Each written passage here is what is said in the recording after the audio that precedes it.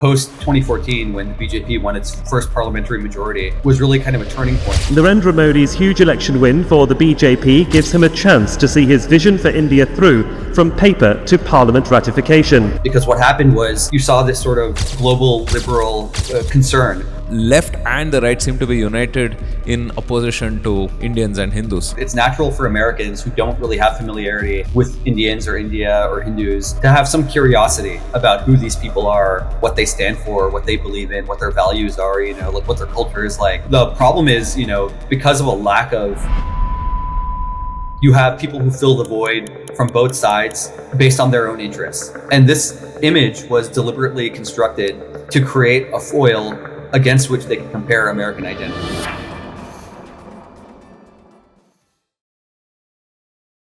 Hey Vishal, thank you so much for being on the Bharat Varta podcast. I know it's early for you. I hope you've got a cup of coffee to keep you going. Thank you for having me. Yeah, so there's plenty of interest on what's happening with the Indian diaspora, right? Socially, culturally, politically, and otherwise. And I thought, we could do a freewheeling chat on a bunch of things, right? A bunch of topical stuff. And of course, given your background with Hindu history and now frontier Dharma, we're going to talk about some of the historical and philosophical underpinnings as well. Right? So first up, has racism against Indians in the US increased, in your opinion? I think it's really hard to say, like, how much of this is a real world phenomenon versus just something on Twitter. I can just say, like, personally, I haven't experienced anything, but I'm not going to deny that, it exists. We've seen, like, obviously, for context, and I'm sure a bunch of your listeners know, this most recent wave of anti-Indian animus really started in like around Christmas time, because we had this whole H-1B debate, which was, a big debate within the kind of Trump coalition between, the sort of tech right, who's pro-immigration and, pro-innovation, and then the more, I would say, nativist wing of an anti-immigration wing of the MAGA coalition. And so in the midst of this debate, you had, Sriram Krishnan, who was appointed as like I think he was like AI czar or something, or AI. He was appointed under David Sachs at the White House. And then Vivek Ramaswamy, who's running for governor of Ohio now, who did run for president, had this tweet about American culture and why, this kind of American, basically he called it like a culture of mediocrity is the reason why tech companies have to rely on foreign labor. And so this kind of led to this huge upsurge in online racism against Indians and Hindus in particular. And, I'm the one, I think it's one of the challenges that we face with the kind of online discourse these days, is because we have two sides. On the one hand, you have Americans, and on the other hand, you have Indians in India. And really the only exposure they have to one another's culture, country, is just Twitter, right? It's just social media. Yeah. And so it does lead to excuse me. It does lead to a fairly, I think, jaundiced view in either direction. So in the context of that kind of like landscape, I think it is important to emphasize that, this is primarily, I think, at this point, an online phenomenon, but that doesn't mean that there haven't been real world effects. Like, for example, there's been just the other day, I saw that there's some people who have been, holding up signs in front of that big Hanuman statue they built in Houston, with like, telling Indians to go back to India or whatever, just complaining about the fact that the statue is there. And there's been kind of this occasional instances of violence. Like there was a hotel owner, I think also in Texas, who was killed. But again, it's hard to, I think it's very tempting to just take any incident and say like, oh, this is a result of this recent upsurge in violence. But, it's difficult. And I think we shouldn't be too hasty to kind of draw these causal links when there's no evidence that that's the case. But I think for sure, like this is there is for sure like a increasing anti-Indian sentiment, and that's, I don't think, a lot of people are saying like this is all manufactured by bots or, kind of foreign agitators who are trying to create this divide. And I'm sure that plays some role. I'm not going to deny it. But I think there's no question that the kind of anti-Indian racism has increased just as a part of this broader kind of nativist turn on the right specifically against immigration. And, this has been this kind of economic resentment. And I think one of the reasons why I feel comfortable saying that there's been increases because, and I'm sure we'll get into this later, is like the pattern that we're seeing now is so closely the parallel between what we're seeing now and what we saw like in the early 20th century when Indian immigrants first started arriving on the West Coast. It's so clear, like it's following Right. precisely the same pattern. So yes, I Absolutely. mean, to answer your question, for sure there has been an increase, but I don't think that like I think that if your Indian listeners or Indian social media users are thinking that, based on what they're seeing on Twitter, that America has turned into this, anti-Indian racist cesspool, I don't think that's the case. I mean, I would say that Americans are still the most welcoming people. Like I've never had any issues in America. I traveled to Europe. I went to Rome once for a week, and I experienced more racism in Rome in a week than I have in my whole life in America. You know, Yeah. so yeah, I don't think it's really been like a massive cultural shift, but I think for sure we're starting to see more anti-Indian sentiment in American culture for a variety of reasons. No, my experience has been the same. Whether it is Europe or elsewhere, even in Asia, right? Yeah. Um, I think there are like a bunch of things, right? Especially over the last 20 months or so, I would say, since the events that you described, right? Yeah. The H-1B visa thing, Sri Ram Krishnan being nominated for an official position and whatnot. Uh, what I see online again, right? Is the number of people staying silent, the number of people kind of condoning it, and the number of people amplifying these narratives seems to have Yeah. gone up, right? And this could be something that is probably a Twitter/X phenomena itself. But in the Hmm. few conversations that I've had with friends in the US, they seem to kind of experience it sort of ephemerally Yes. in their daily conversations as well. Right, that there is a growing anti-India sentiment, and Hmm. some of this perhaps could be the fact that America is in kind of a distress situation, right? A nation in transition in some ways, you could Hmm. think of it, right?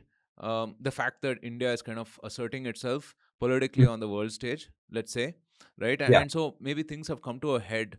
Um, but you have been researching this specific phenomena for quite a while, right? I mean, I love the work that you do with Hindu history, Thank you. and where you go back to these archives of how Americans covered Hindu immigrants Mhm. specifically, what they called us, what they spoke about us, and so on and so forth.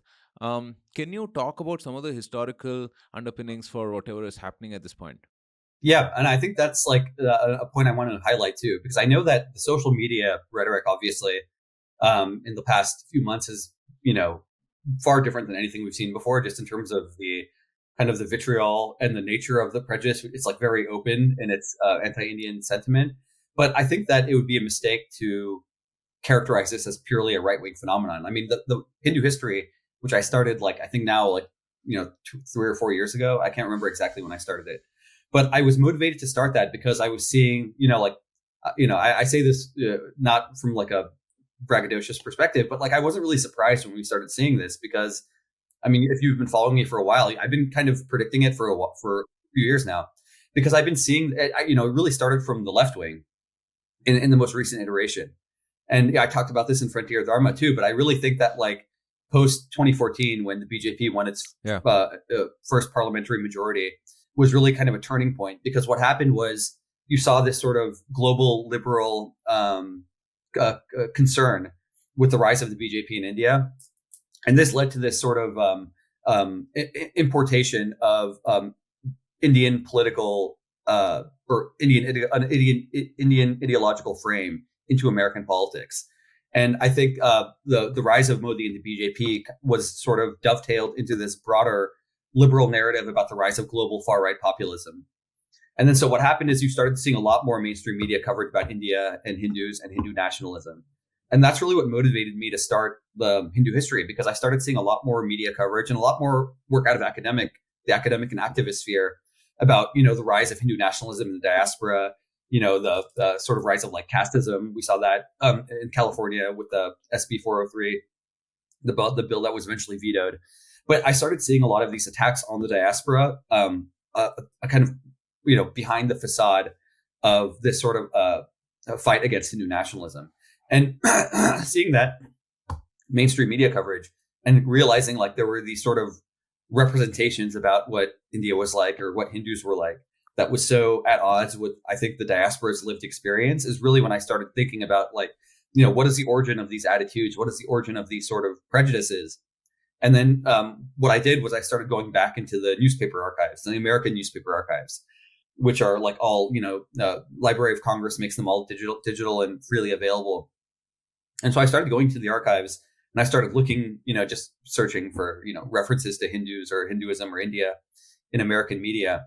And what I found was that there was this long history, basically from the late 18th century, really to like the early 20th century, where there was these extensive media coverage of Hindus in India. And what it really reached its crescendo in the late 19th century and early 20th century, when in the aftermath of Swami Vivekananda's trip to America. He came here in 1893 and he gave this famous speech at the World Parliament of Religions. And for a lot of people, that kind of represents the sort of Hinduism entering the global stage of world religions. And, Vivekananda established this Vedanta society in all these major cities. And what happened was it became pretty popular, not like as a mass movement, but it became very popular among, well-heeled socialites, wealthy, sophisticated Americans in urban centers.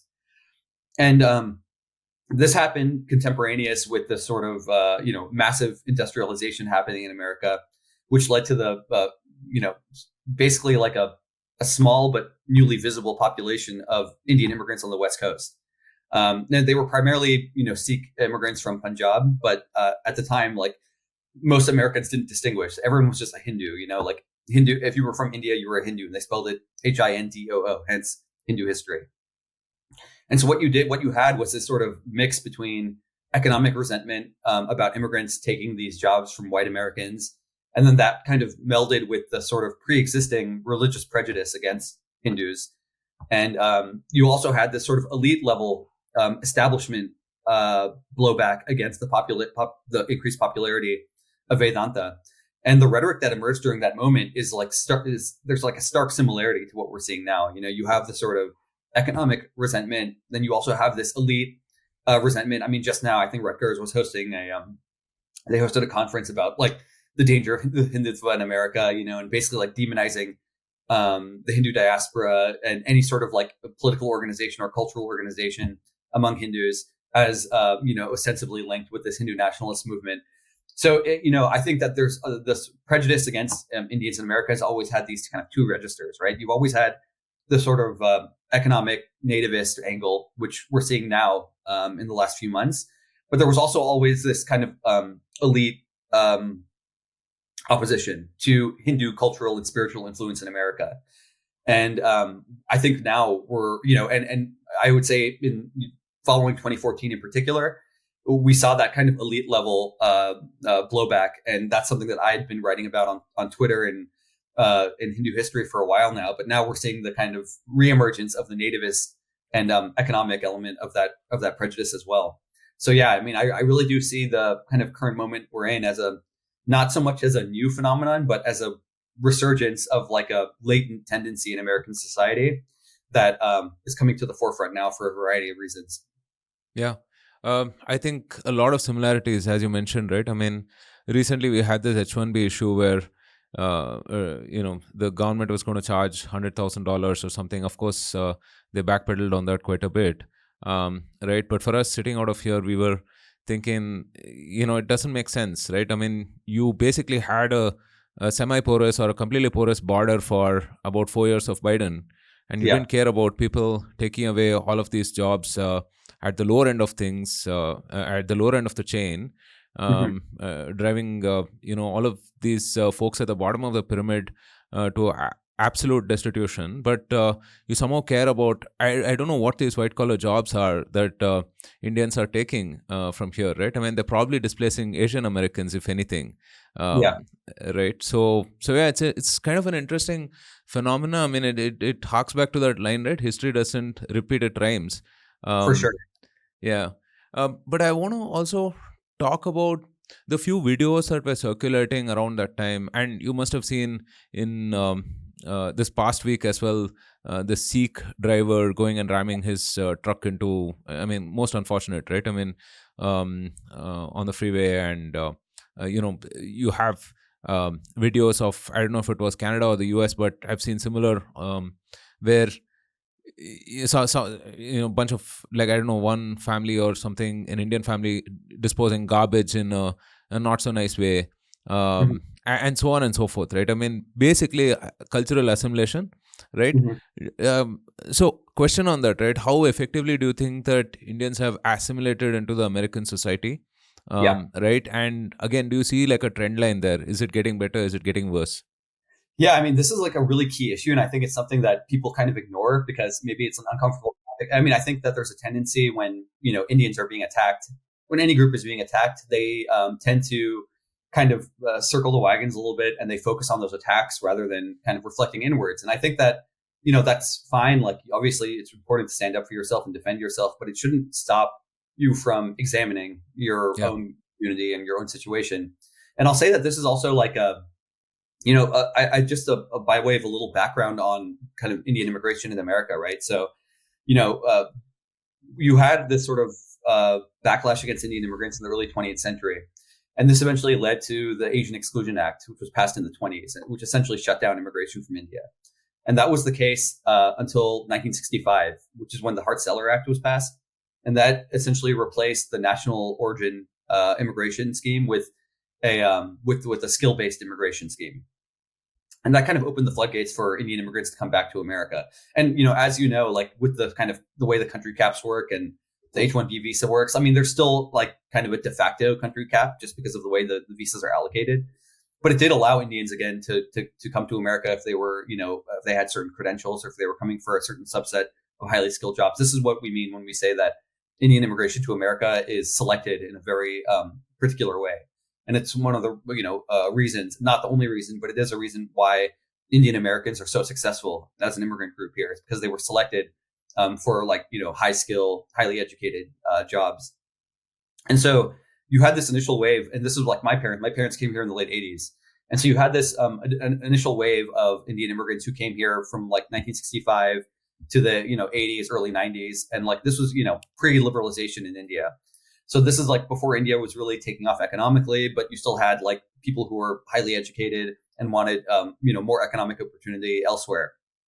And when this initial group of Indians came to America, I mean, they were coming from a very different country, right? Like India was not, I would say, like the kind of Indian national political identity was a lot less cohesive then. I mean, people were still like, obviously, they were, proud of their cultural heritage, their religious traditions or whatever, but people were much more, I think, just like, one big difference is that the numbers were just much smaller, right? And Indians came here and they congregated in like urban areas or university towns because a lot of them were coming here to pursue higher education or they were here to take tech jobs.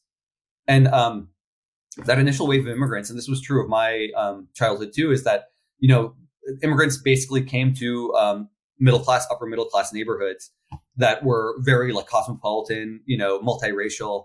And so they weren't like ethnic enclaves or anything, like I grew up in a very like I grew up in Austin, Texas, and it was a very kind of multiracial, diverse crowd. And so I didn't really grow up around like just Indians. And I think that the dynamic of immigration did change, like following in the late 90s, early 2000s, as the IT boom really took off in India, and you had a much bigger middle class in India as India got richer. And you started, the numbers of immigrants increased a lot. And you also had this sort of like this establishment of like, suburbs or areas in American cities that were heavily Indian. And people, I mean, it's natural, like when people immigrate, they want to be around other people who are like them, who are culturally similar, because it makes the process a little bit easier. But I think there is the downside to that is that there's less pressure to assimilate for the first generation. I think that as far as like assimilation goes in America, like it's huge, massively effective. And I think one of the reasons why immigration has been so much more successful in America than countries like Canada or the UK is that like we have a very strong sort of culture through the education system, through the workforce, just through like American culture, where the second generation, I think, even still is very highly assimilated. But I do think that things have changed with the first generation. And, that's not just because of the kind of geographic dispersion or concentration of immigrant groups. I think a lot of it is also the online culture, like WhatsApp. And I've definitely noticed this, like first generation immigrants who come here now are so much more plugged into like Indian politics and Indian cultural issues. And that kind of maintains this strong connection with India that didn't really exist when I was growing up. Like I have vivid memories, the pre-internet and before India was really online in a big way. Like my dad would, call India maybe like, once every week or a couple times every month. But it was just like a phone call where like, we'd say hi to everyone. And that was basically it. And now things have just changed so much. I mean, first, the cultural connection between immigrants, and this is not true of Indians only, it's true of all immigrant groups, like immigrant groups that come here are just so more closely connected with their home countries. And so I think that poses more of an impediment to the kind of assimilation we saw with previous generations of immigrants. And I think that, and this is an idea that I want to flesh out more, but I do think that a lot of the conflicts that we even see in the diaspora today, even though they're ostensibly about things like Hindu nationalism or whatever, like really, I think that the underlying driving force for a lot of it is this sort of growing divide between second generation Indian Americans, third generation Indian Americans, people who have been here for years, and then kind of newer generation, and the sort of cultural and political division that is kind of growing between them. And so that's like, there's like this external challenge of, because at the end of the day, and this is true of like, you mentioned the example of the Sikh truck driver, there's this stark contrast because when Americans see us, no matter where in India that you're from, they see us all as the same, they're all just Indians to them. Yeah. But if like me, you've been following diaspora politics, like the politics between these groups is pretty vicious, like you have Sikh groups who are always attacking the Hindu groups that are attacking Sikh groups, Muslim groups who are attacking the other groups. And then you have the sort of like left activist machine that also, definitely attacks Hindu groups a lot. So you have this internal division between the diaspora that kind of is a impediment to any sort of concerted action. And then on the other hand, you have like the kind of right-wing attacks on Indians as a whole that doesn't distinguish, they were basically all the same for them. So yeah, it's definitely like a pretty fraught and complex dynamic. And I do think that, as, for Indian Americans in America who are established here and, consider this their home and want to, build families and communities here, like there is a sort of internal discussion that needs to take place about what that identity is like. And, and this is an issue maybe we can get into further, but like, to what extent is, I don't know if you saw this article or maybe you were going to bring it up, but, Shashi Tharoor had this article about, complaining basically about the diaspora not standing up for India's interests. Yeah. This also led to another firestorm, right? About like, why is the diaspora not, pushing back against the H-1B stuff? But it's like very presumptuous to just assume that the diaspora here is going to, lobby for Indian national interests in America when we're Americans, but it's a good question that has to be addressed, I think, in a comprehensive way about, to what extent do Indians in America have any obligation, or not even an obligation, but like to what extent should they maintain that connection, or like even just empirically speaking, like to what extent does that connection actually persist among the second generation or the third generation? So yeah, it's a complex debate, and these are issues that for all the trouble and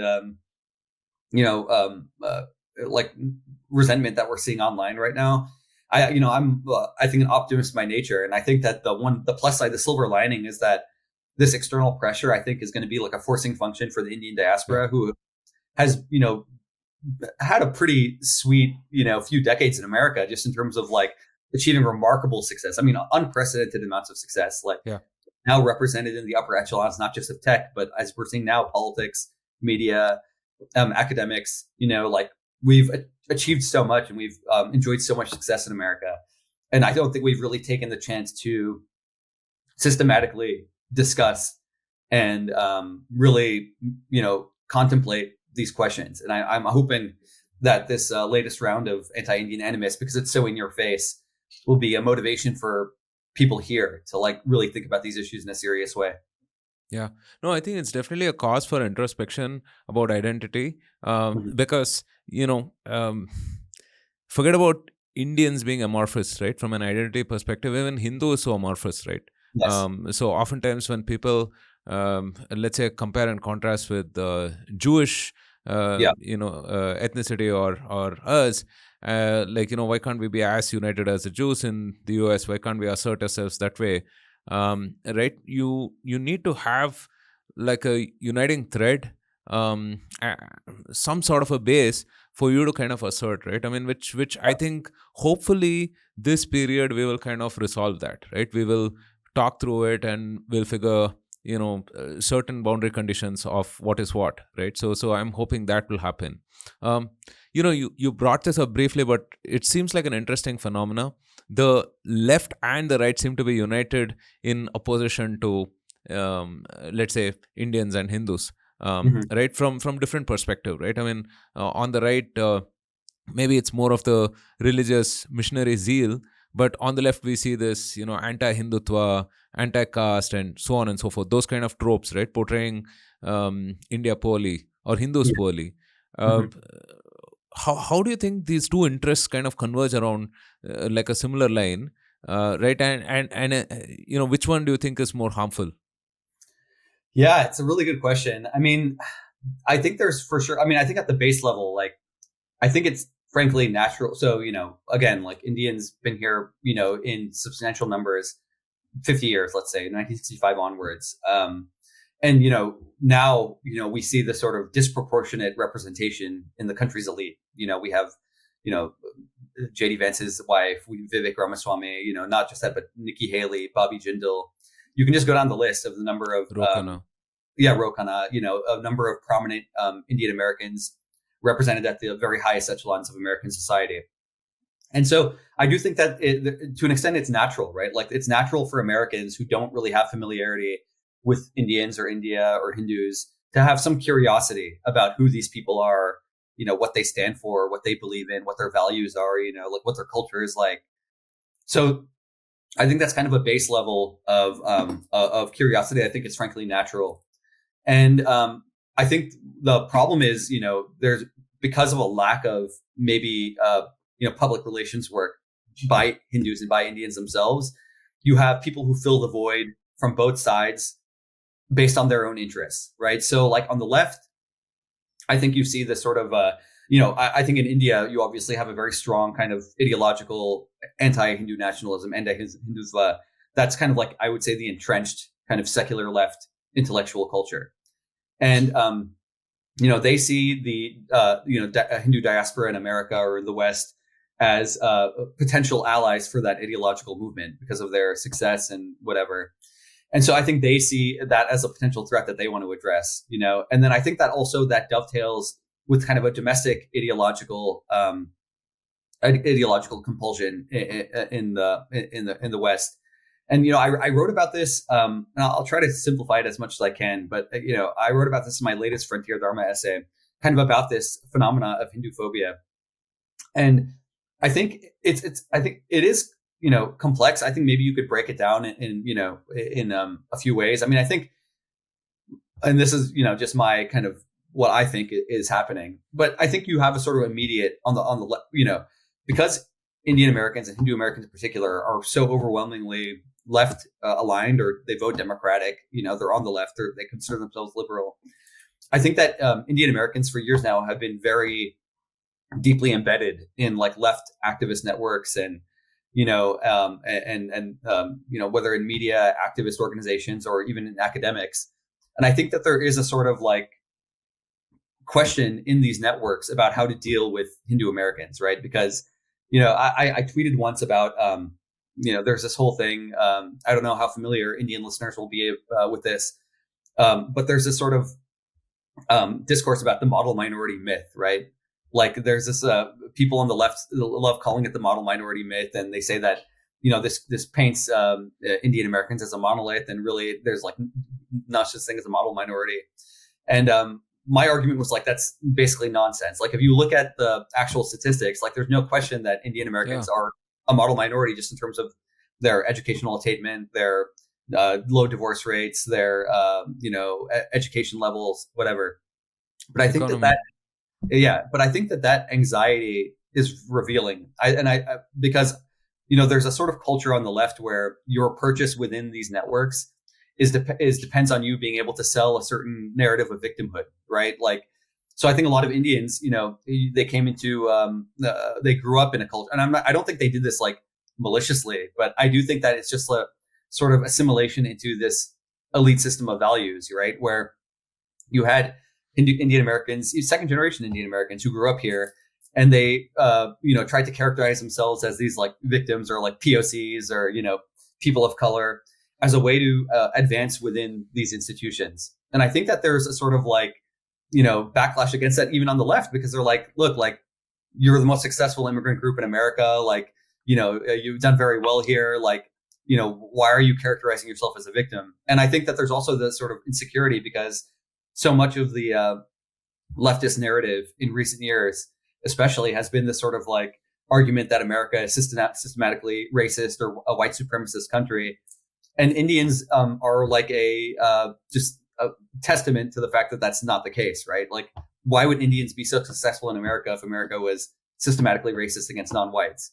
So I think a lot of Indians, even second generation Indians who have grown up in this country and gone through like elite universities that also tend to be fairly left wing, and then these activist networks or academic networks that are left wing, they themselves are kind of insecure about their position because of their, they know that they're kind of a testament or like evidence against the narrative that they're forced to support, as members of these networks. So I think that's kind of an internal dynamic. But then I think there's something that is even like conceptually more kind of a deeper layer.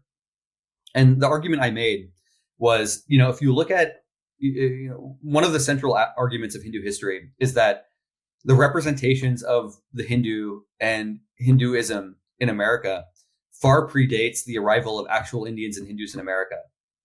So the idea is that Americans already had in the public imagination, cultural imagination, a picture of what the Hindu was. And this image was deliberately constructed to create a foil against which they could compare American identity. So if you look at the material from the late 19th century, early 20th century, even earlier, the Hindu was basically used as what we call a foil. Like, they represented everything that the American was not. And this dovetailed in with a lot of the anti-Catholic prejudice at the time. Like, America was then overwhelmingly Protestant country, and Protestants distinguished themselves from Catholics, through because they didn't believe in having this like clerical, priestly caste basically, and they didn't believe in having loyalty to the Pope, and so this was a cause of cultural conflict between Protestants and Catholics, and the image of the Hindu would dovetailed into that contrast very neatly. One of my favorite Hindu history posts, and it's one I discussed in my most recent essay as well, was this. It's a comic from the mid 19th century called the American River Ganges, and there's like a river, and there's these bishops that are crawling out of it, and there's like a crumbling public school in the foreground, and the idea was that they saw the Hindu as like a representation of un-American values. So like the American was democratic, egalitarian, Protestant, believed in one true God, whereas the Hindu was superstitious, hierarchical, and idolatrous and polytheistic. So this was a very clear contrast that they had set up. And I won't go into the full details of this because I think it'll get too in the weeds. But this was kind of implicit in the way Hinduism was constructed in the American imagination. And so, I think now conceptually, especially post 2014, what we're seeing is that, even though the specific language or idiom of Protestant Christianity has fallen off, like obviously left-wing activists and academics, they're for the most part non-religious, right? Like, but in some ways the politics has replaced religion as a sort of benchmark. So now, rather than saying the Hindu is standing against Protestant values, what we see now is that the Hindu is become a symbol of all that is opposed to the kind of dominant progressive ideology. So the Hindu has now been characterized as, and this is why we see the sort of focus on like Hindu supremacy or Hindutva, like or casteism, right? Like the Hindu is the sort of hierarchical casteist, or they harbor these sort of extremist religious values that are anti-pluralism, anti-tolerance. And so the structure of the argument is the same, even though the language has changed. And so I think that's kind of the backdrop, and that motivates a lot of the sort of, especially left-wing attacks on Hindus in America, which is that we've kind of become a symbol for everything that the progressive agenda stands for. Or we're like an obstacle to it almost.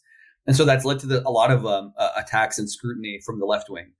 And, that obviously is dovetailed. And, one of the things that has been very interesting, and I'm sure people who have kind of in this world have noticed it, but now we're seeing a lot of the right wing attacks on Indian immigrants drawing on the work that was produced by the left wing in the past decade. So we're seeing all these articles that have been published in like New York Times, Atlantic.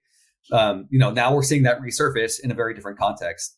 So, the right wing attacks on Indians as, having like potential dual loyalties, all of these are drawing on the same attacks that we've been seeing from the left wing about how the diaspora are all closet, Hindutva extremists or whatever. So it is for sure a confluence, and we're seeing it's been very enlightening, I think, to see the right wing attacks draw on the same material that we've been kind of talking about for years. Yeah. The last elections, we did see a bit of a shift in terms of how Indian Americans voted, right? I mean, they did vote Republican. I don't know, how that will change in the upcoming elections, but was that does that reflect in society and culture at all, or was that just an acutely we don't like Kamala Harris and we like Trump better kind of a thing? I mean, I think that I don't have the specific numbers in front of me, but there was for sure I think a general shift of immigrant groups. Like, I think Trump outperformed on basically for African Americans, Latinos, Asians, and Indians. And I don't really know how persistent of a shift that's going to be. I don't know. And especially now, I would not be surprised at all if we saw a shift back to the left, just because the attacks have been so vociferous and all the H-1B stuff. I think that probably, it's a good question. I just don't know if we have enough data yet.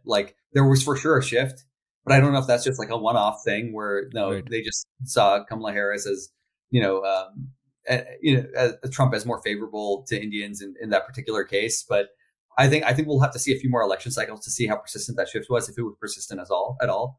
But if you were to ask me now, I would say that we're probably going to see a big shift back to the Democrats among Indian American voters, just because of the attacks on immigration and and kind of the anti-Hindu rhetoric we're seeing from the Christian right. So we'll see how that shakes out. Right. When we look at other ethnicities in the US or other religious groups and so on, right? Why do you think they are dealt with more empathetically? I'm sure all cultures have good and bad.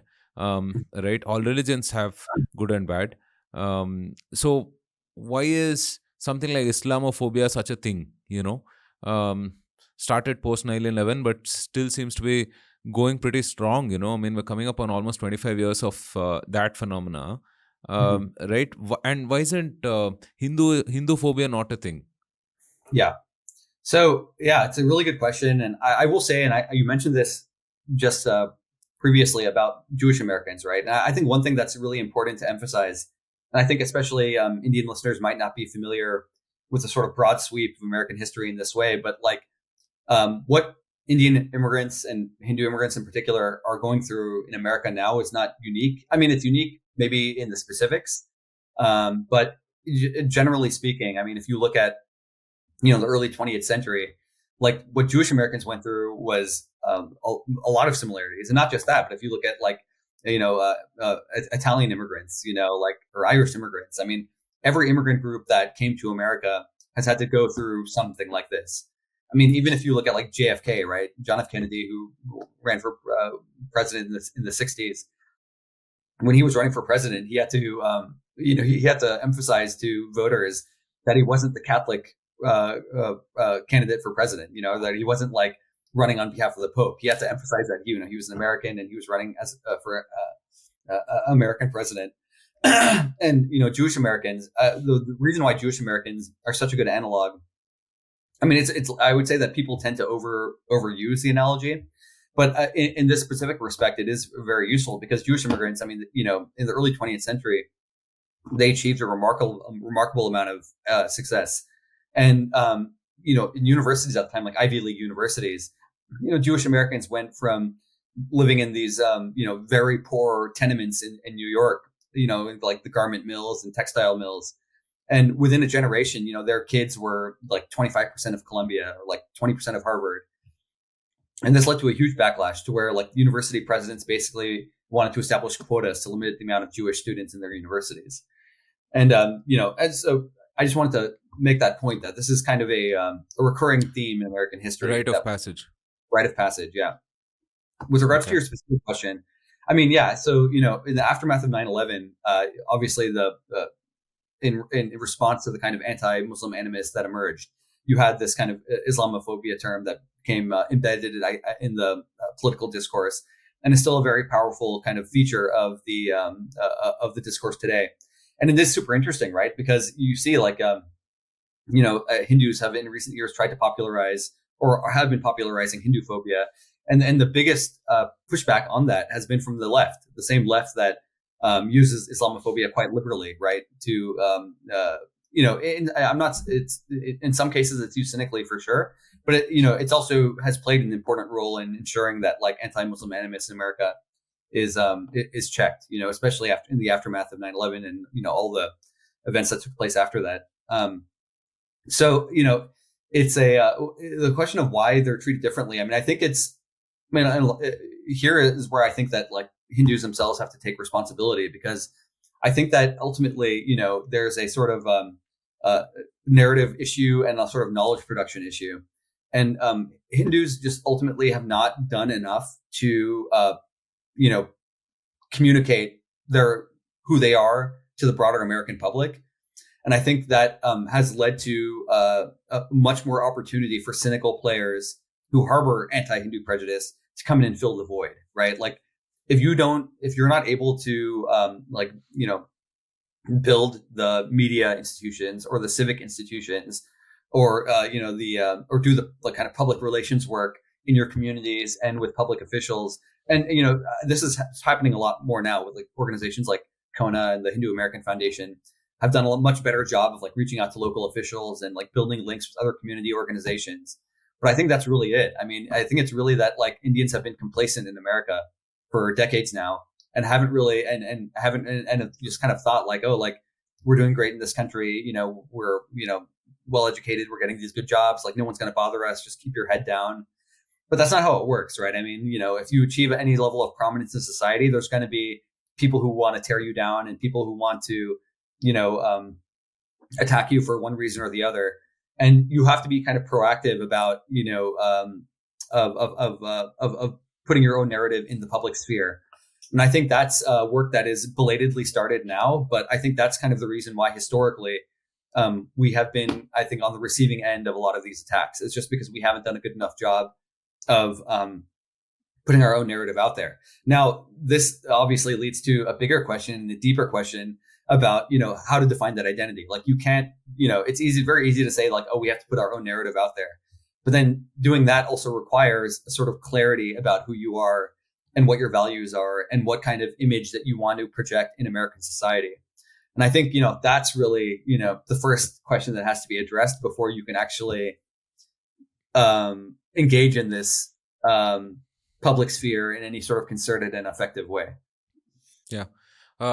As you said, I think this is a forcing function for us to sort of evaluate, introspect, and articulate this identity, right? I mean, so far we were being wallflowers, we were at the margin, and now that, we're rising in prominence and kind of asserting ourselves, it's hard to ignore us, right? And so rather than the prejudice of others drive this narrative, I think we should start talking about ourselves, about who we are and what we believe in and so on. Exactly. But do you think that, this kind of consensus or even like a broad understanding is possible, considering that, Indians and Hindus are so diverse, right, in multiple different ways, linguistically, culturally, and so on. And if you were to sort of formulate like a unity of sorts, Mm-hmm. right, what would that be? What would the baseline for that be? I know we're not going to solve that on this podcast, but what would the beginnings of such a thing look like? Yeah, I mean, this is really the key question, and this is kind of the motivating factor behind Frontier Dharma, is trying to kind of shift the discussion away from like the woe is me, like, we're being attacked for X, Y, or Z, and to start thinking about just like, okay, well, how do we define ourselves, and what is the actual like, what is it that we're trying to project, and what is it we're trying to protect, and how can we establish that? And it's a really good question. I mean, I think that the one of the challenges, right, is that this is in some ways a very kind of generational difference, right? Like, I'm second generation. I was born and raised in America. And so my approach to this question is going to be very different from someone who's just immigrated here, right? Because someone who just immigrated here is going to feel a much closer connection to India. They're going to feel a much closer connection to the traditions and rituals that they grew up with and the values they grew up with. Whereas for second generation Indian Americans, like, you're obviously going to be much more Americanized. And I don't see that as a bad thing. I see that as natural, and I see that as healthy. Like, you should assimilate into the society that you're in. That doesn't mean that you have to give. That doesn't mean that you have to give up everything or give up your heritage. But it does mean that you have to kind of reframe it in a way that's consonant with the broader social and political fabric and cultural fabric that you're in. And so, one of the phenomena that I've been kind of interested in for a few years now is the emergence of this South Asian identity in the West in particular. And I've been attacked it a lot, like, as on ideological grounds, right? Like, South Asianism and what it represents politically and ideologically, I have a lot of issues with it. But I think it also does represent a sort of positive development in a sense, because I think that South Asianism emerged among the second generation who felt increasingly detached from the sort of parochial, linguistic, religious, or ethnic backgrounds that they inherited, right? So I think that when when first generation immigrants come here, they tend to congregate like among linguistic groups, right? So you'll have like a Telugu group or a Tamil group or a Marathi group or a Gujarati group. But I think for second generation immigrants, you grow up among Indians of all different types. You grow up around non-Indians, and those differences just aren't salient anymore. You kind of just become like a sort of conglomeration of people who share this Indian background, but you're Americanized. And so I think that the first step to establishing or defining what that broad unity is really being honest about the experience, the kind of day-to-day lived experience of people who are in the diaspora and who are in America. And, part of that is really, I think, examining like what the relationship to India is, like, I think a lot of Indians in India I see on Twitter, they kind of just see, like they don't really appreciate those shifts as much. Like, I think they kind of just say like, oh, you're Hindu and that you have to act like this, or like you're Hindu and you have to feel about India in this way. And it's just not the way it is. It's not realistic. And it's kind of like a fairly closed-minded and narrow view of what Hindu identity is. And so, this is something that I've been in the process of reading about now, and I'm hoping to publish an essay on this. But I do think that this is another case in which the debate among Jewish Americans is super helpful, right? Because if you look at like Jewish American debates in the early 20th century, these were all questions that they had to answer themselves, because you had this sort of Zionist movement, and then you also had a kind of reformist movement that had long roots in American politics and culture. And you had people who were like debating the question of like, are Jews a nation, or are they just like a religious community that is they belong to their host countries just as fellow citizens, even though they have different religious beliefs. Like, they debated whether Judaism was or Jewish people were a nation, or whether like Judaism was more of like a civilizational identity that could take different forms depending on the context. And so I think that again, like, this goes back to, I think, a recurring theme in our conversation, but I do think that this is now a perfect opportunity for us to ask those questions. Like, yeah. And my discussion on this has really revolved around this idea of Hinduism, and I think so many of us growing up in the diaspora kind of took it for granted that like, oh yeah, like, we have a religion, our religion is Hinduism. And we're just like we're a religious group just like Christians or Muslims or Jews are religious groups, but we have different whatever beliefs or values. And I think one of the arguments I've been making in Frontier Dharma, which might be controversial to some people, is I've increasingly come to reject the whole construct of Hinduism. And if you look at and the reason why is because if you look at the sort of way in which Hinduism entered our consciousness, entered in public discussion, it was mediated by a very narrow view of what religion is, right? I mean, it was basically mediated by a Christian view of what religion was. And it was really a product of, how the British interpreted Indic spiritual traditions or Hindu spiritual traditions when they came to India via the East India Company, Asiatic Society formed by William Jones, and then, obviously subsequently the Raj. And so they saw people, engaging in all these spiritual traditions, and they conceptualized it as Hinduism, as a religion. And I think that this was a very it never reflected Hindu self-understanding about their traditions and what they were. But what it did was it changed the way we think about them.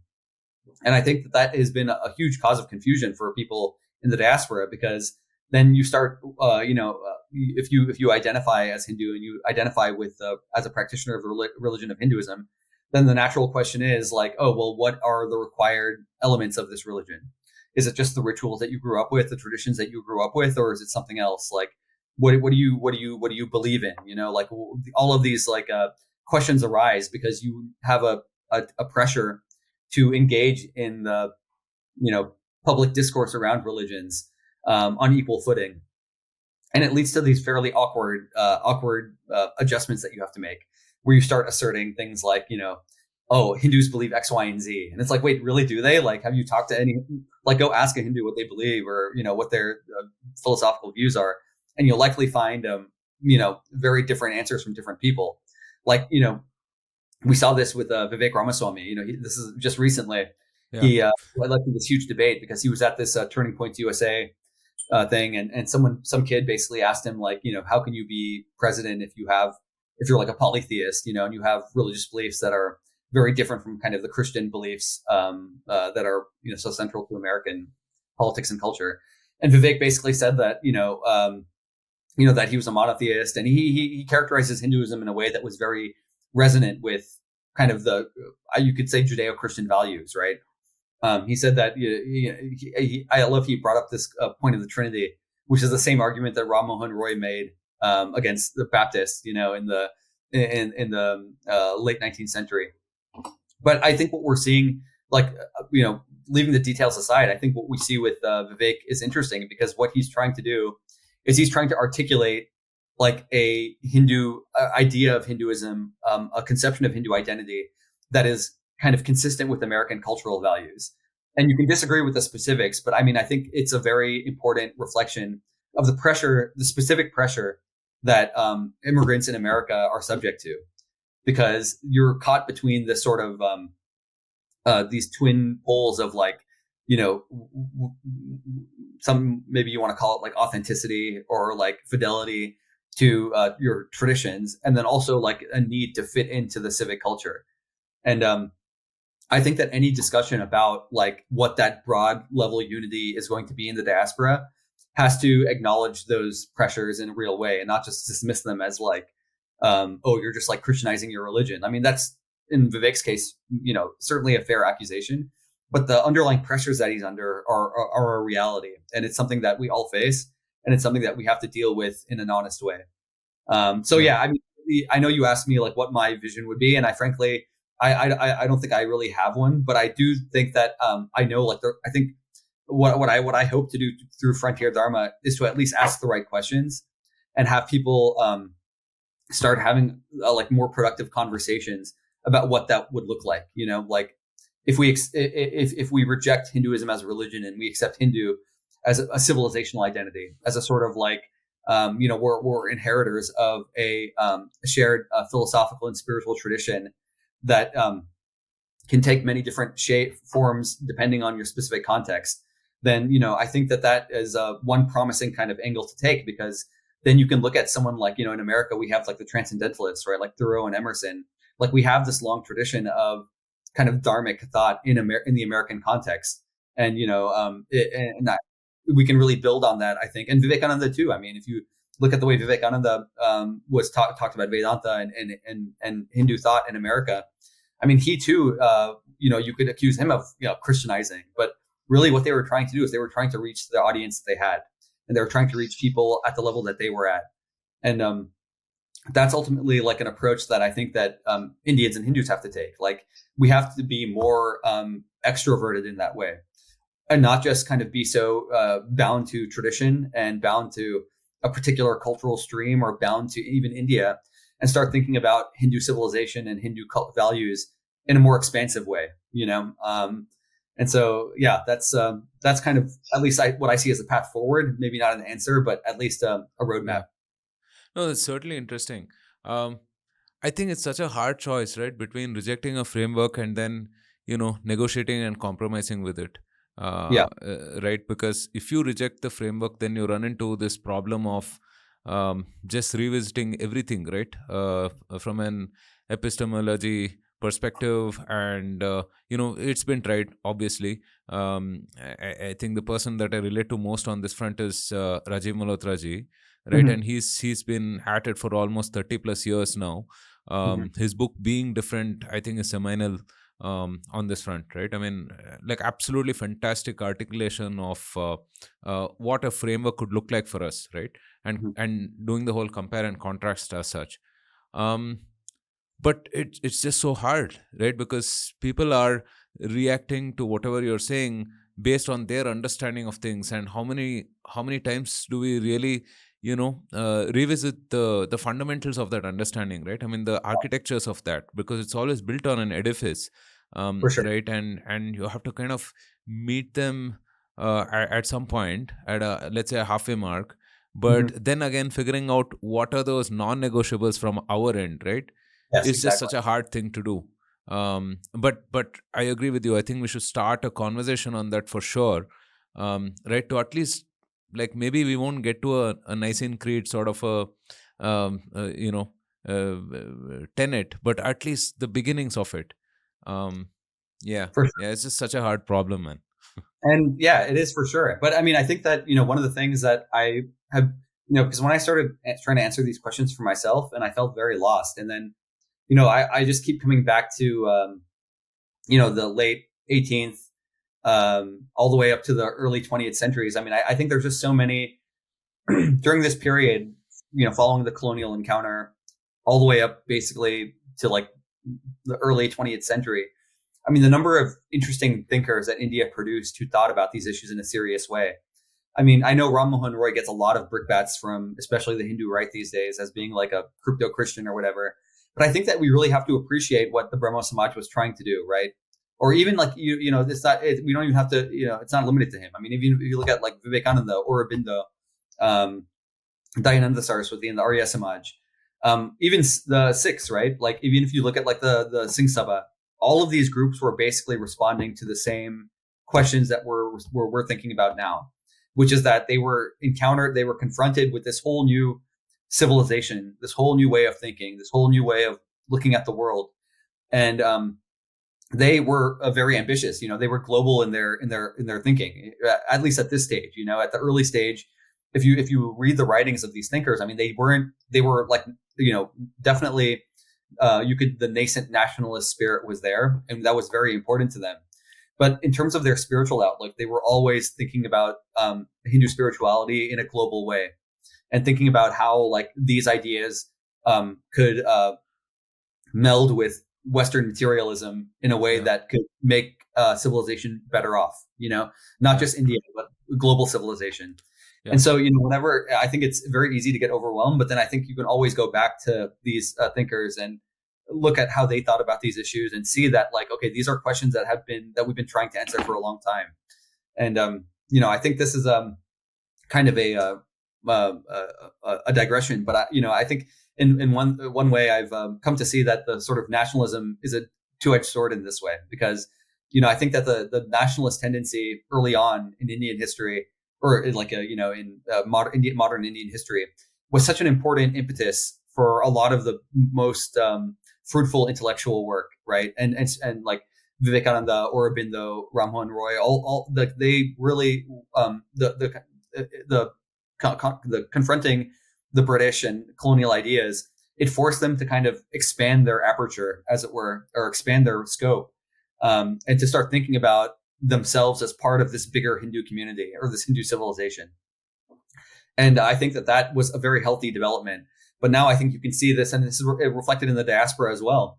But I think the flip side of that, and the other edge of the sword, is that it also had this narrowing effect. And now I think that we're kind of in this period where our thinking, not just as Hindus or as Indians, has become a lot more narrow, and it's been a lot more about like specific political communities, and we've lost that sort of like ability to look outwards and to kind of expand our scope a little bit. So I think it's important to try, when we're answering these questions, to kind of revive that thing, the reformist thinking that we saw during that time period.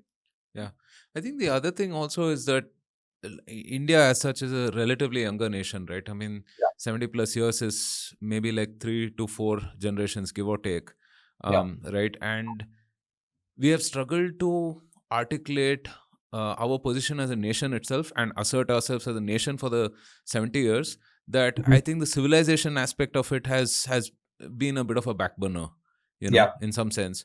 And just the concept of a Hindu homeland, right? Which is essentially what the CAA strive to kind of legitimize in some sense, right? That if you're a persecuted Hindu, you have first rights to be here, right? And forget about opposition from other segments, but there was just so much opposition from within itself, right? I mean, from Indians and Hindus, that it was kind of surprising, so it leads me to believe that we haven't really seriously thought of that, right? I mean, whereas I mean it's perfectly congruent for like a Jew to think of Israel as homeland. I don't think Bharat and Hindu or Bharat and Dharmic is congruent in the minds of the majority of let's say Indians or even Hindus, I would say. For sure. And I do think that even though like my focus is kind of the diaspora, I do see so much applicability of these questions to India itself, right? Because I think that even though the contexts are very different, the fundamental issue is the same, right? Which is this articulation of Hindu identity in a modern context and the creation of a political community based on these values, right? Or based on what Hindu values are. And I think that's only, that's something that has to be, that is the kind of sort of bedrock of any sort of political community, is this sort of articulation of shared values and articulation of a kind of shared vision. And certainly I think that, it's like, people, always say like, oh, like, India is 80% Hindu, but like anyone who's actually has a passing familiarity with India or Hindus, that knows how empty of a term that is, because the internal diversity is so wide and so it's so expansive. I mean, it's beyond comprehension how diverse the Hindu community is. And so I think that, the challenges that we face in the diaspora are very conceptually similar to the challenges faced in India by Hindus in terms of wanting to kind of establish or build some sort of political community or political vision.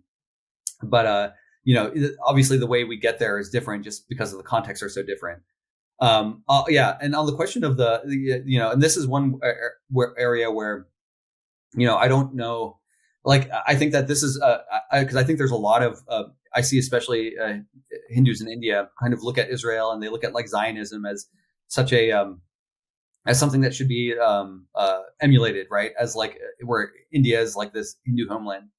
And I just don't know if that's how useful of a analogy that is, because the context of Jews and their history is just so different, right? I mean, even if you look at like the Ashkenazi Jews from Europe, and if you look at the Semitic Mizrahi Jews, they have a very strong sense of peoplehood that goes back thousands of years. I mean, it's biblical in origin, right? This the tribes of Israel, like they have this sort of very strong self-understanding as a single people that I don't think Hindus have really ever had. I think that our connection is more diffuse. But also that means that it is, the flip side of that is it's also more global in its scope. Like Tagore had this great, he has this, he's such a brilliant writer, and he has this wonderful essay on nationalism in India. And he has this great line, paraphrasing, but he basically says that India was the world before the world. And I really think that captures just how expansive and diverse India is and how Hindu civilization is. That, like for sure, there's this sort of like Indic sacred geography that's super important. But I think that the question is about like, to what extent do Hindus who leave India, to what, like how, I guess I'll illustrate with an example, like for example, when Hindus first started coming to America, this was late 20th century, they obviously started establishing temples, and one of the first temples that the Hindus built here was, it's a temple in Pittsburgh. And this temple was built as basically a replica of Tirupati in Andhra Pradesh, which is obviously like one of the most famous temples in India.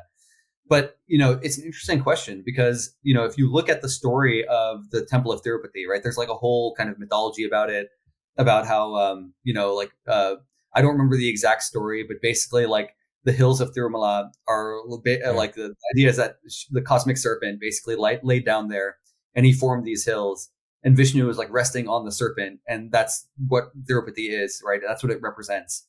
So this temple in India is so deeply embedded in this sort of sacred geography of India, where, the kind of topography, the rivers, the mountains are all integrated into this symbolic language, is what I call it, that really keeps that tradition alive in the minds of Indians in India.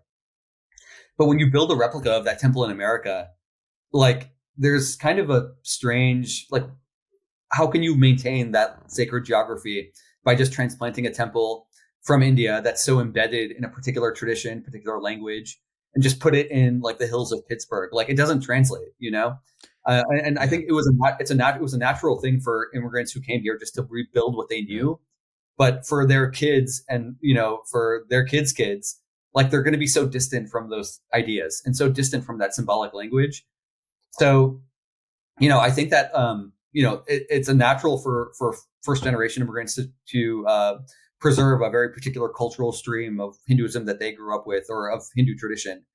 But I think that, going forward, we have to think about Hindu culture and Hindu civilization in a more universalist way, which would be my argument. And and that does, I think, require a certain level of, I wouldn't say detachment, because obviously that connection, that cultural connection with India is always going to be there. But I think thinking about things in a more abstract, spiritual, metaphysical way can help us adapt more effectively to the context that we're in. On the temple, right? I mean, I think that's perhaps the first instinct of someone, right? That to replicate, what they understand and what they feel is their roots per se. And in terms of the homeland question, right? I mean, just not to belabor the point, but I feel like if you look at Jews, right, spread out through the world, persecuted for centuries, to the point where, I mean, they faced such extermination, and there isn't like a specific or a large enough landmass where they kind of congregated across time. Okay, I mean, I may get butchered for like basically spitballing history here, but yeah, right. But then you look at India, right? I mean, 1/5, 1/6 of humanity, such a large landmass that's basically remained consistent for thousands of years. So yeah, I mean, you can see why there's a larger impetus for Zionism than like a Hindu homeland in some sense, right? But I agree with your point that we have to have a global civilizational identity, right? And abstract certain values, certain features from that sort of unites us, right? I mean, that's 100% required for sure, right? You mentioned temple groups briefly, and I want to talk about them. To what degree do they kind of influence or impact daily life for American Indians? Or I mean, is the diaspora more impacted by things that, let's say, the HAF does, or Hindus for Human Rights and Savera and a bunch of those groups as well? Yeah, I would say temples are very ineffectual organizations for the most part. Because I think that temples in America, I mean, first of all, temples in America are like just first generation institutions, I think, across the board. They're dominated by immigrants who come here and they kind of help run the day-to-day affairs. They sit on the management committees. I did an event in Houston.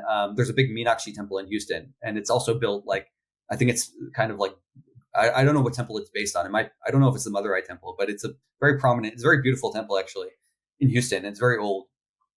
And they had this youth conference, and I talked to the organizer, and he told me that the motivation was that they were starting to see temples in certain areas, not major cities, but temples were starting to close down because what happened was you had these groups of first generation immigrants who came to certain cities. They had a community. And then when the community reached a certain critical mass, they were like, oh, let's establish a temple. And so they would establish a temple. And but once that first generation started reaching retirement age, getting too old, they weren't able to find second generation people, their kids. We couldn't find anyone who was interested in kind of carrying on the management of the temple or carrying on like the day-to-day rituals or whatever. And it's a really serious issue that we've been insulated from or haven't had to think about because we've had this constant stream of first generation immigrants to kind of fill the void. And so like, if you were to just, as a thought experiment, if you were to just like bring Indian immigration to zero, I would say that like 95% of the temples in America would close down within a generation because the second generation are so detached from these temples. Because temples in America are just ritual centers, right? Like they might have some education programs, like they'll do language classes or they do like a Gita class or something. But for the most part, these are just ritual centers and they just carry on the same kind of like traditions and rituals that were part of the temple from its establishment. And the second generation is like, and they don't engage in any sort of like, they don't talk about political issues. Like they don't talk about like when that CAA happened and there was these big diaspora fights over it. Temples were not playing a role in that at all. Because I think the temples, they don't like, and that this is a deeper issue, right? Like, these are Hindu temples, but what does it mean to have a Hindu perspective on something? Like what is the basis of that where you can go to everyone in the temple and say, hey, we're Hindus and we stand for X, Y, and Z. Therefore, this is our position on this issue. I don't think that Hindus themselves see themselves in that way. And I don't think the management committees that run these temples see themselves that way. I think they're just like, oh yeah, we're just here to provide like, we're here as a kind of a community meeting space for people to do rituals, celebrate festivals, and that's it. And this lack of education is, I think, cost us dearly because like the organizations that you mentioned, like Savera and Hindus for Human Rights, are far more influential among second generation Hindu Americans because they're the ones who are taking these issues and explaining them in a way that's consistent with the prevailing discourse. So they there's second generation Hindu Americans who grow up and they basically inculcate the sort of like standard liberal or progressive worldview, and they are they stand for equality. They're against like religious extremism. They're whatever. They're like against Hindu nationalism. And then these organizations just come in and say like, oh, you have these views, therefore you should have this view about what's going on in India, or this view about the CAA, or this view about X, Y, or Z. And so these organizations are able to fill a void. It's a void. And that void is not going to be filled by temples, or it hasn't historically been filled by temples. And temples have been very reluctant to take stands on any political issues in America, or even to kind of provide people the tools to think about these things in a way that's not just like, like zombies, just like going along with whatever the ideological consensus is. And, I'm harsh on the temples, but it's not just their fault, right? Like it's a deeper issue. And the deeper issue is a failure or an inability to articulate like what the Hindu perspective is on these things. Like, the Hindu, something I've been thinking about, and this is, I mentioned to you, I'm working on a piece now, but this is related to the Vivek Ramaswamy point, about how he was trying to, or he characterized Hinduism for his Hinduism in a way that was consonant with the value base that he's appealing to. And I'm not saying he's doing that in a cynical way. I mean, I don't want to attribute I'm sure it's sincere. But if you look at organizations like Hindus for Human Rights or Sadhana or Savera, the way they characterize the Hinduism is in line with progressive values, right? They say like, oh, we're Hindus. and we believe in tolerance. We're against extremism. We're for equality. They basically Inclusive. they're inclusive. Exactly. They're doing exactly the same thing that Vivek is doing, but just on the other side. So the thing is that the Hindu identity is so amorphous, and there's not really any sort of like fixed, widely accepted rules that you can take it and you can basically mold it in whatever way that you want to based on your kind of ideological proclivities. And Hindus lack institutions to actually have those debates, right? So if someone says, I'm a Hindu and I believe X, Y, and Z, and I say I'm a Hindu and I believe A, B, and C, right? Like there's no meeting point in the middle where we can say like, oh, well, what is the grounds for you holding this position if we're ostensibly making an appeal to the same value system? So it's a really big challenge. I would say temples, not effective institutions, and for the most part, second generation, very alienated from the average Hindu temple. There are exceptions to this, by the way. Like I've been on a ISKCON deep dive lately, and ISKCON is kind of a stark counterexample. And they've managed to develop a pretty robust, not just second generation following, but like non-Indian following. And their temples are really quite active. And not only their temples, but they've actually established like these they have these places called bhakti centers. There's one in San Francisco, there's one in New York that's very successful. I think there's one in LA as well. And these bhakti centers have kind of emerged as these intermediary institutions where they're specifically designed to appeal to just like Americans, like regular Americans. And what they do is like you go in and they'll have like kirtan night, they'll have like meditation classes, they'll have yoga. And this is sort of like the entry point. And then you go there, you find this community of like-minded people. And then, once you've kind of been integrated into that community, then they start like, bringing you into other things like, oh, let's go to the other room of the Bhakti Center and show you how we do like this puja or something, or we'll show you the deity, how we do deity worship. And so, I think that if we're thinking about how Hindu American institutions and how to make them successful in America and sustainable over multiple generations, like you have to, I think, look at examples like what we're seeing from ISKCON or, BAPS. I'm not as familiar with BAPS. And I think BAPS still has a sort of like, it's still very much an ethnic religion. Like it's still very much Gujarati dominated, where ISKCON, at least from what I've seen, is a lot more cosmopolitan. But there are examples out there of religious institutions within the Hindu fold that are doing a much better job. But I would say the traditional Hindu temple, just like, formed by groups of first generation immigrants, has not been very successful outside of a few kind of notable exceptions. Yeah, you see kind of a similar thing happening here as well. You have organizations like Isha by Sadhguru, Art of Living by Sri Sri Ravi Shankar, and so on, kind of being a gateway drug to the more deeper aspects of Hinduism, right?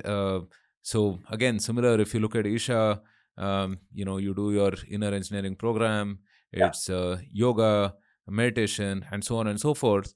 And at some point, you are celebrating Thaipusam and Guru Purnima and Mahalaya Amavasya, and you're doing a Jagran for Mahashivratri and so on and so forth, right? Mm-hmm. So I mean, including the yantras and so on, yantra, mantra, all of those other aspects as well, right? So I mean, we kind of see that here too. And if I look at my parents, right, they were really, really connected with the Grama Devata, right? So they used to go back a few times a year and perform these rituals and so on and so forth. I was less connected up until maybe even 3 years back, right? But I do kind of see a revival, right? And cultural phenomena has played a part, right? I mean, you look at Kantara, for example. The film has done phenomenally well, sort of helping people realize the local ritual aspects of these deities and so on, and how significant they are to your daily life, right? For sure. So I'm actually optimistic on that front, that hopefully, I mean, there'll be enough people red pill to kind of do these rituals, and maybe we will sort of formulate a stronger identity going forward, and we'll be happy to assert it also, right? With pride and with the necessary self-esteem, for sure. For sure. And I do think that's one area in which, like, yeah, the diaspora in India are just going to be very different, right? Like, I think India, like the way that kind of development is going to happen, it's going to be much more, I think, closely connected with those. I mean, like there's for sure, like, one of the observations I made last time I was in India was it's just amazing to me how urban India is just become so Americanized. And I don't say this from like a bad perspective. I say it like, it's like, as an American, it's like, Yeah. makes it so much easier for me because I feel I go to Mumbai, Bangalore, whatever, Chennai, less. Chennai is, I feel, is still fairly conservative, but Delhi, these big cities in India, it's very easy for me to navigate now because everyone knows Yeah. English. The culture is very Americanized. And so there's for sure that aspect of, growing India. But I do think that you're right, that there's a kind of emerging turn among kind of highly educated Anglophone Indians, rediscovering those kind of rituals and traditions they grew up with. And I certainly think that's a positive thing. But I do think that's one area where the diaspora is just going to diverge, because I think that the underlying conditions, whether it's like linguistic, cultural, even geographic, like we're just so more distant from that, and so that the distance between us and those like rituals and traditions that our parents grew up with is almost unbridgeable in some ways, whereas Yeah. I think for people in your position, that's certainly not the case. I mean, like, you're still very closely culturally connected, and it's much easier for you to go back and, rediscover and revitalize those rituals and those traditions, which I think is super cool. But again, yeah, that's I think very different trajectory for the diaspora in that respect. It's I mean, I think people will traverse the journey of Deva, Dharma, and Desha, Mhm. right? In that order, I think. Um, okay, let's get back to where we started this conversation, right? Which is, let's say, the discrimination or the racism against Indians and Hindus in the U.S. Mhm. and especially in recent times.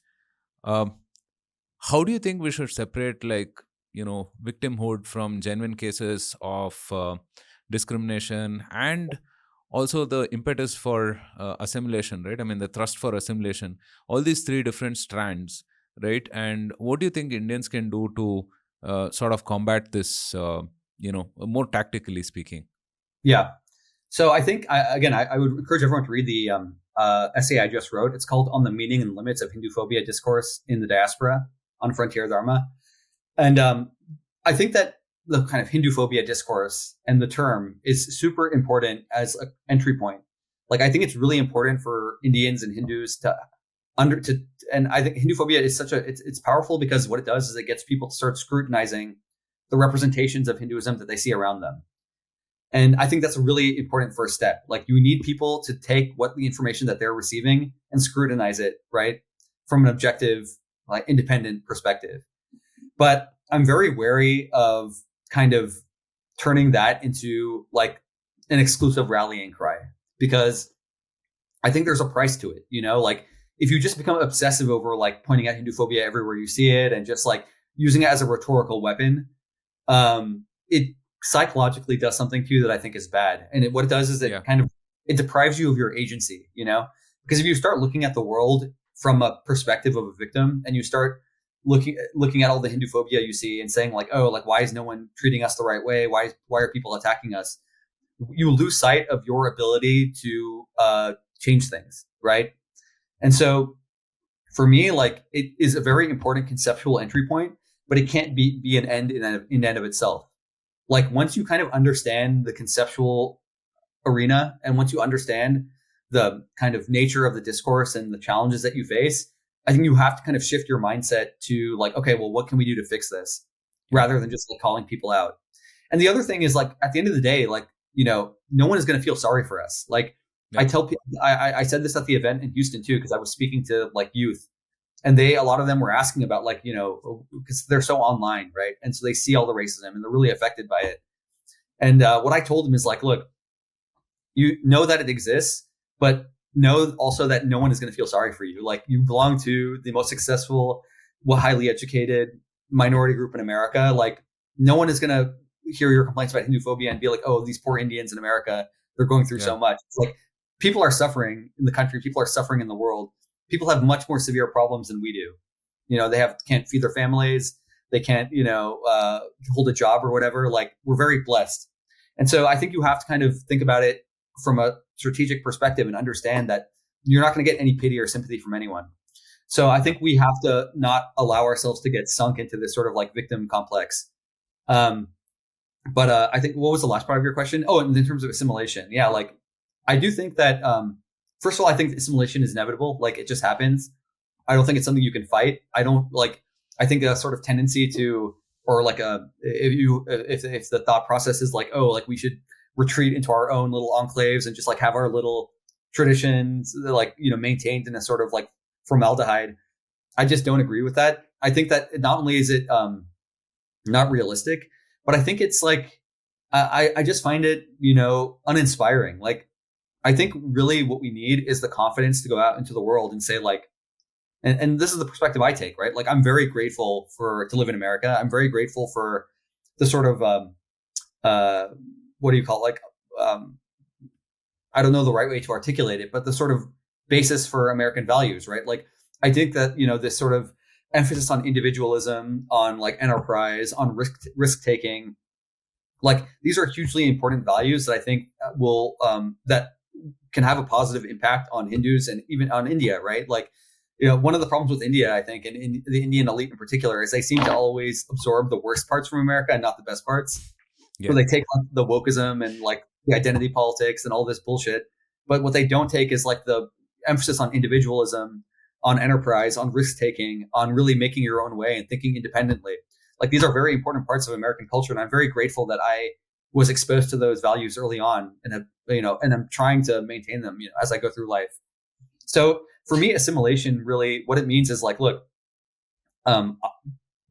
we should assimilate into American culture being in the diaspora, but that doesn't mean that you just give up everything, right? Like, I think the real question for me, and I think that the real quest for the diaspora is to really understand like the significance of our heritage and then try to find a synthesis between Hindu civilizational values and the American values that we've grown up in, and what does that look like?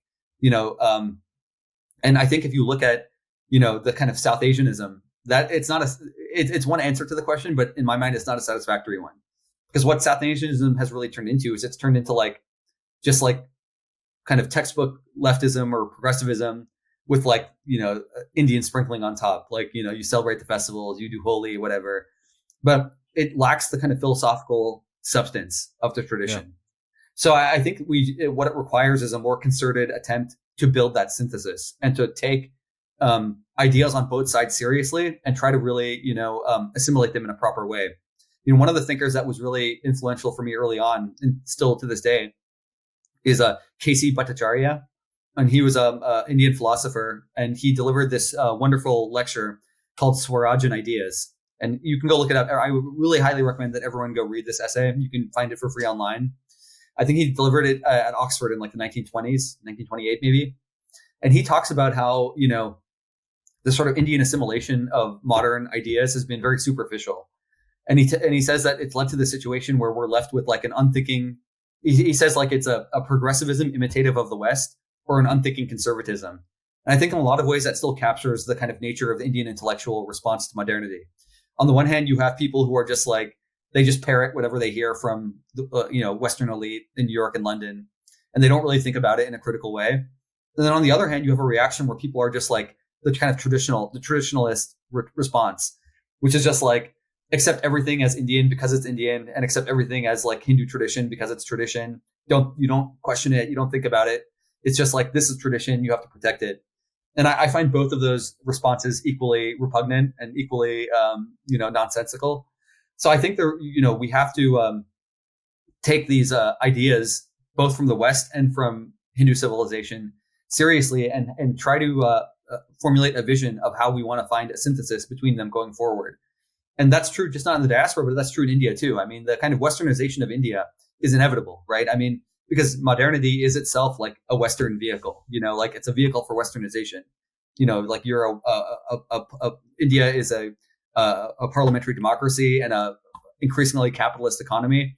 Like these are ultimately Western systems that have been transplanted into India and are changing Indian society on a daily basis.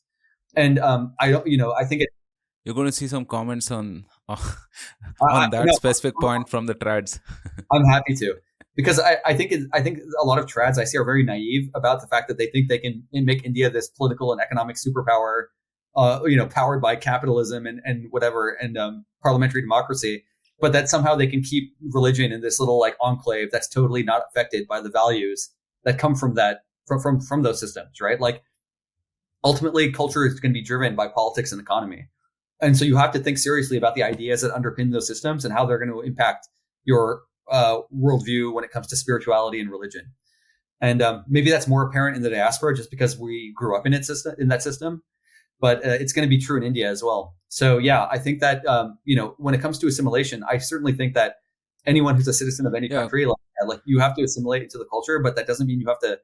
It means that, it's incumbent on you to find a synthesis and find out what you want to preserve and try to use it to make your society better. Just look at the way the constitution interacts with religion and culture in India, right? I mean, it basically proves your point, right? Yep. So in this last segment of sorts, I thought we'll just react to a bunch of tweets or we call them posts now, posts and articles.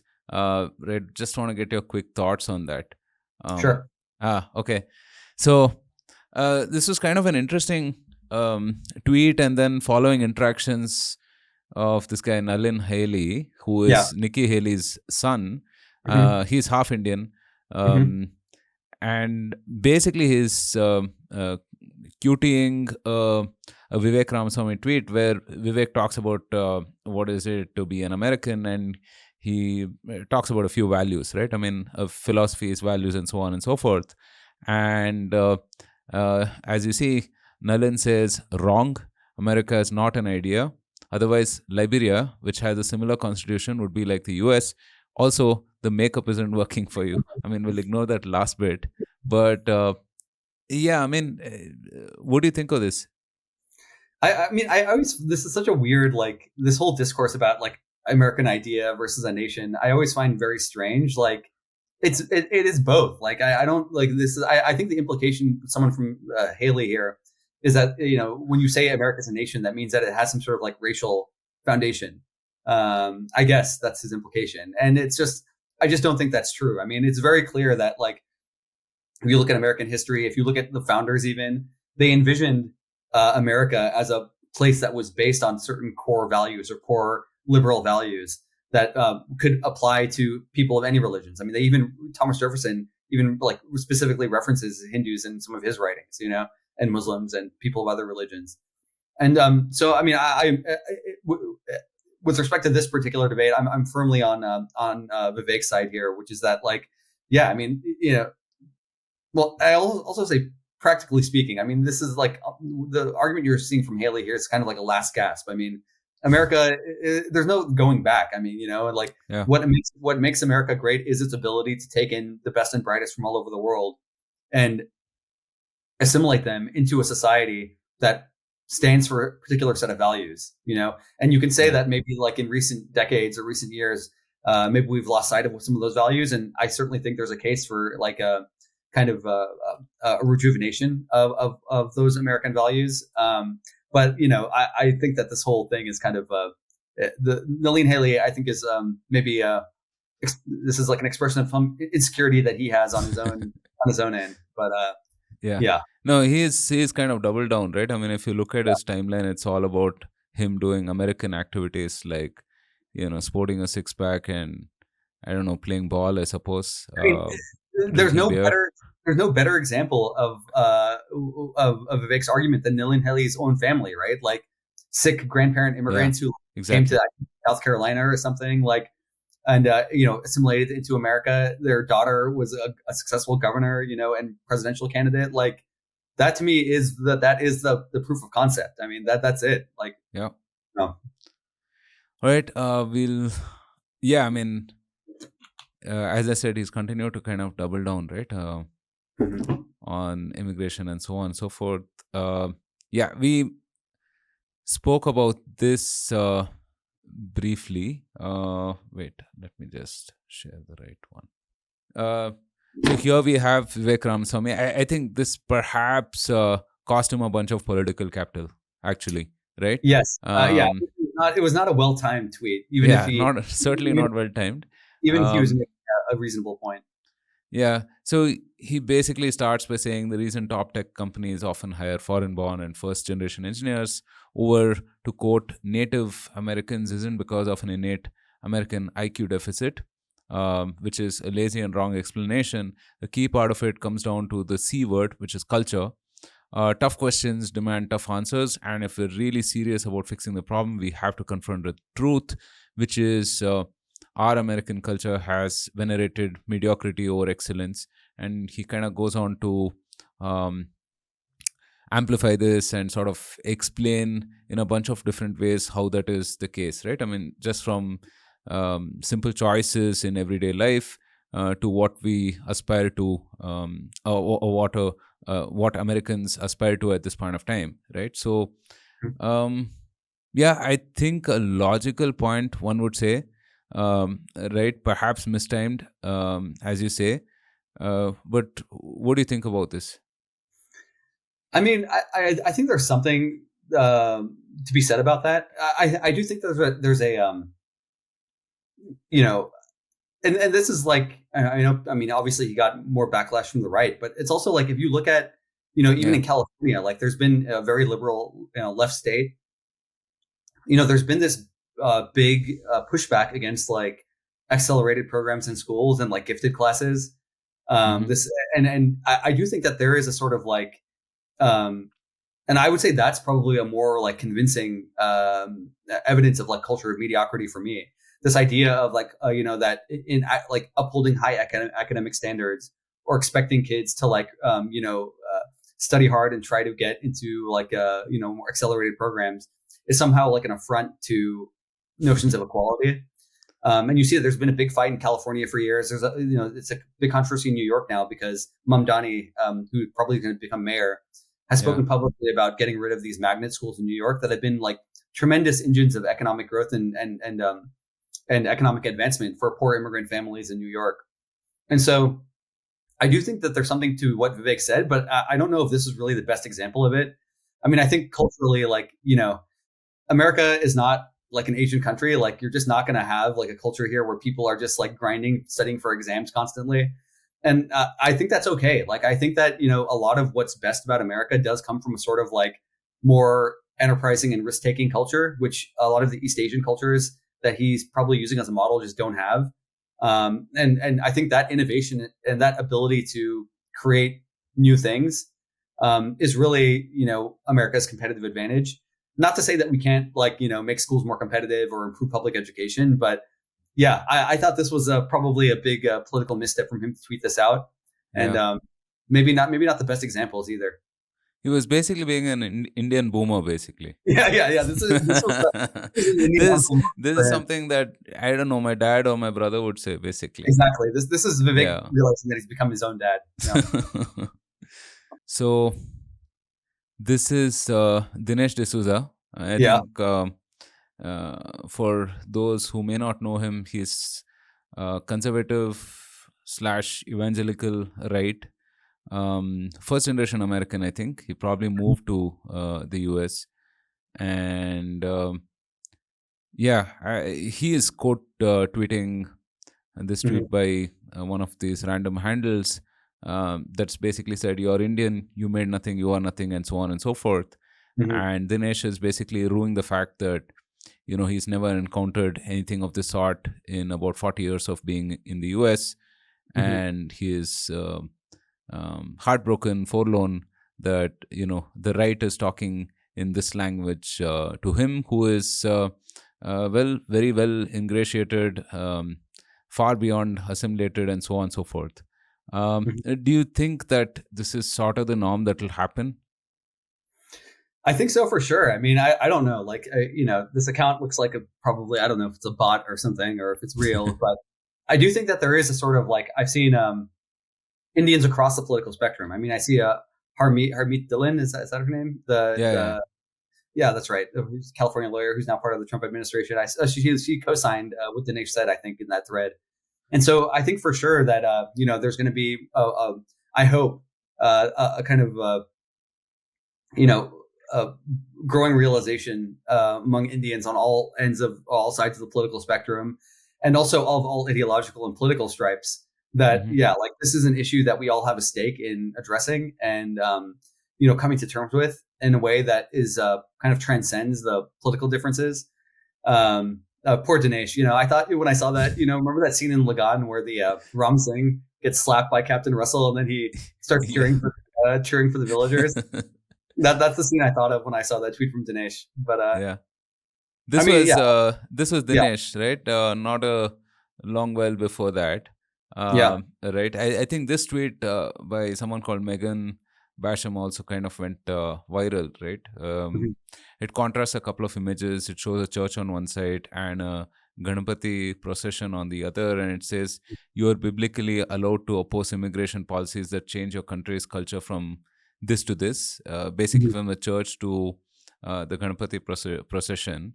And Dinesh is quoting this tweet and saying, "I agree wholeheartedly with this." Right. So this was Dinesh. All right. You spoke about Zoran. He recently visited the temple, I think, one of the prominent ones, and there was a bunch of discussion on that. Here again, we discussed a bit of this, right? That temples are fairly apolitical. They're not clued into whatever's happening, and so on. I think there's some controversy here about him wearing his shoes inside the temple premises. But a few others have clarified that, this is not within the temple premises and this kind of on the outside. Irrespective, kind of associating with someone who is not, like to use the term, ally of Hindus, right? And, just an interesting photo op per se, right? Seems like, seems suboptimal for the cause if there is one. I think that's the issue, is that like I just don't think that there is a sort of unified, there's no unified like Hindu perspective on things, like I think that there shouldn't necessarily be one. I mean, if you look at any religious group, you have people on the left and the right. You'll have conservative Catholics, you have liberal Catholics, conservative Muslims, liberal Muslims, and that's fine. But I think in the case of Hindus, it's even more diffuse, because we don't even have like institutions or organizations to mediate these debates. With the case of Mamdani, I mean, I think a lot of people, obviously, like he's taken a lot of attacks from Hindus in particular. And for sure, like there was that video of him at I think it was like a Khalistani rally or something where some really denigrating language was being used. And I mean, he should apologize for being there or disavow that. I don't know if he's going to, but I do think that he's better understood as just like because I just know the type. Like I'm intimately familiar with exactly the kind of Mamdani type. And he's just this is an elite second generation Indian American. Like he's playing theater basically, right? Exactly. I mean, if you look at some of his videos and whatnot, I mean, I would hire him as a marketing guy basically. This is elite South Asian ideology, basically elite South Asian. I mean, these people I've seen like people like this all over the place, and this is what assimilation into elite American ideology looks like. He is a very talented politician, though. Yeah, absolutely. Yeah, absolutely. Hindus for Zoran.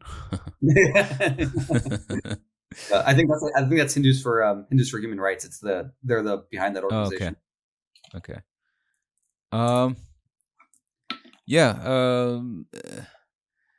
We did bring up Usha Vance in the conversation, and there was this tweet by Rokana. I think so. JD Vance was quote-tweeting another tweet of this Doge staffer. He's quote-tweeting Elon Musk, but the context is there was this Doge staffer who had made all kinds of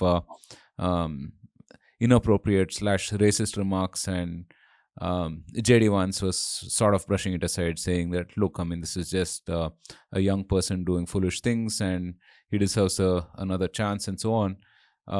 Rokana has quote-tweeted him and said, are you going to tell him to apologize for saying, to quote, normalize Indian hate before this rehire, just asking for the sake of both of our kids, right? So again, alluding to the fact that JD Vance's wife is Indian, Usha once, and yeah, the kids are half Indian. So yeah. I mean, I absolutely agree with JD Vance that we should be more forgiving to people who say stupid stuff.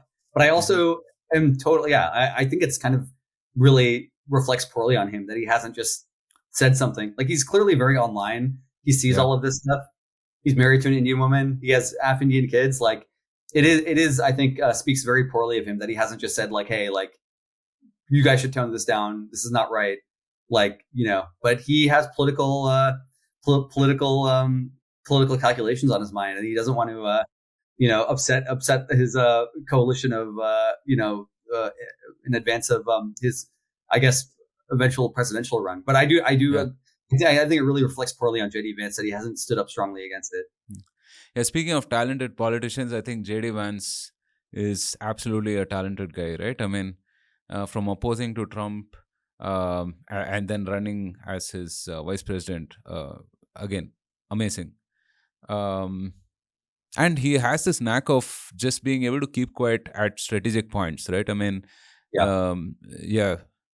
I think he knows how short our memories are. Like, I think he's a millennial. He's grown up in this environment, and I think he realizes, like, people are going to outrage about something every day. It doesn't matter. We're going to forget it 10 minutes from now, 2 weeks from now. It'll be totally like, no one will care anymore. And he's probably right. Okay. So here's a headline. America, India, spirit is the new AI power, Prime Minister Modi tells Indian diaspora in New York. Here, I thought we could just use this to chat about Prime Minister Modi, the person itself and the personality, how the diaspora kind of views him, right? What are your thoughts on him? Again, fairly divided. Some folks who lean towards the left think he is, a strong man, typical, has dictatorial tendencies, even though he's won 3 elections, right? And so on. But otherwise, I mean, what is the broad consensus? I think it varies very widely between the first and second generations. I think Pew did a survey on this recently. So there's actual numbers that you could look at. I don't know them off the top of my head. But I would say that support for Modi among the first generation is, I wouldn't say, it probably doesn't, because I mean, his approval rate in India is what, like 75% or something? It's very high, right? Yeah, it is. So, it's over 60% for sure. It's over 60%. So, I think it seems clear that, like, for first generation immigrants, like, they're going to broadly reflect the population they came from. So I would say among the first generation, support for him is probably like in that range, maybe a little bit lower. But I would say among the second generation, for people who are like plugged into this stuff at all, very negative. And that's just because they're, that's the prevailing liberal or progressive view, right? Is that he's part of like this group of global far right populists, and and good liberals are against it. And I think that there's also, and this is an issue that I talked about in my recent essay as well, but I think it has to do specifically with the way that Hindutva has been used in the diaspora as a rhetorical tool. So one of my big frustrations in the diaspora discourse and rhetoric over the past decade has just been the utter lack of serious thinking about Hindutva or Hindu nationalism and India and what it represents. Like, I think just objectively speaking, like, the BJP's rise in the last 10 years has probably been the most important political development globally. I mean, India is the biggest country. It's going to be like the third biggest economy, maybe the second biggest economy. I don't know, but it's certainly going to be one of the biggest economies it already is one of the biggest economies of the world. It's the fastest growing economy. It's only going to get bigger and more influential. Not only that, but it's also because of the English speaking and internet connectivity. Like, the global Anglophone culture is going to be increasingly dominated by Indians and Indian issues and Indian culture. So if I'm just looking at it objectively, like, what happens in India is of global importance. Like, it really matters.